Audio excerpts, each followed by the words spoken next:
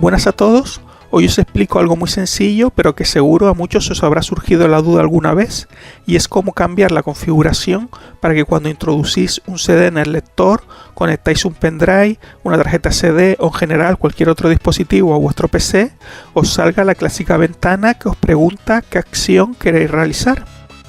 Para que lo veáis mejor, si conecto por ejemplo una memoria USB a mi PC, aquí podéis ver cómo me sale esta ventana que me pregunta qué acción deseo realizar. Aunque esta ventana sale por defecto, en ocasiones podemos desactivarla sin darnos cuenta o simplemente deseamos cambiar su configuración, siendo entonces cuando nos puede surgir la duda de qué hay que hacer. Por ejemplo, ahora tengo desactivada la reproducción automática y lo que ocurre entonces es esto otro.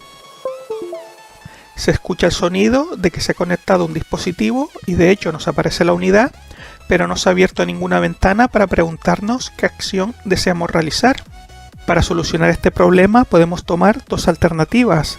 La primera es ir a panel de control de Windows y para ello simplemente tenemos que escribir panel de control en el buscador abajo a la derecha. Le hacemos clic para entrar. Y en esta ventana de aquí, si os sale de forma diferente que a mí, recordad que podéis cambiar entre las distintas vistas con esta pestaña. En mi caso lo suelo dejar en categorías. Ahora le damos clic donde dice hardware y sonido, que es esta opción de aquí. Y en esta nueva ventana que se abre, volvemos a hacer clic donde pone reproducción automática en este link. Y ya hemos llegado al lugar en el que tenemos las opciones de configuración. En este punto quiero aclarar que si en vez de Windows 10 tenéis Windows 7, el proceso es el mismo. Le damos al botón inicio, entramos a panel de control y de ahí pasamos a hardware y sonido para finalmente entrar en reproducción automática. Ahora si os fijáis abajo del todo hay un botón que dice restablecer todos los valores predeterminados, por lo que si le hacemos clic todo volverá a la configuración inicial que tenía Windows por defecto, con lo cual ya hemos solucionado el problema, en el caso de que queráis que os vuelvan a salir las ventanas cuando conectáis un dispositivo.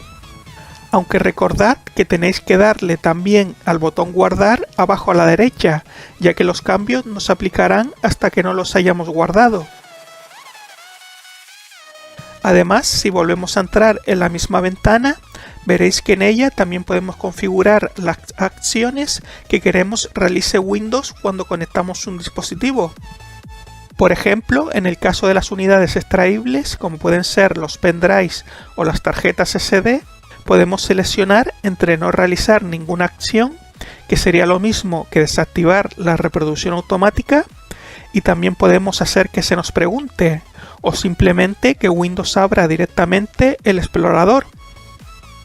Para mostrarlo voy a seleccionar que cuando conecto una memoria USB, el explorador de Windows se abra automáticamente, por lo que elijo esa opción, le doy a guardar y ahora si conecto el pendrive, vemos como el explorador de Windows se ha abierto sin que se me pregunte la acción a realizar, por lo que esta configuración puede resultaros algo más cómoda y rápida.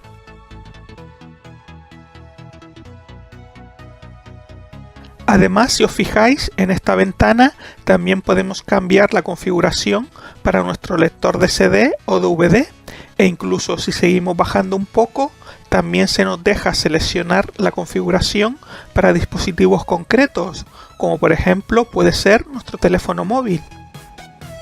Ya por último, os había dicho que había otra forma de cambiar la reproducción automática, que es simplemente escribiendo en el buscador de Windows la palabra configuración. Le damos clic a esta opción y en esta ventana que nos aparece entramos donde pone dispositivos. Ahora si os fijáis en las opciones de la izquierda, una dice reproducción automática, por lo que lógicamente hacemos clic en ella.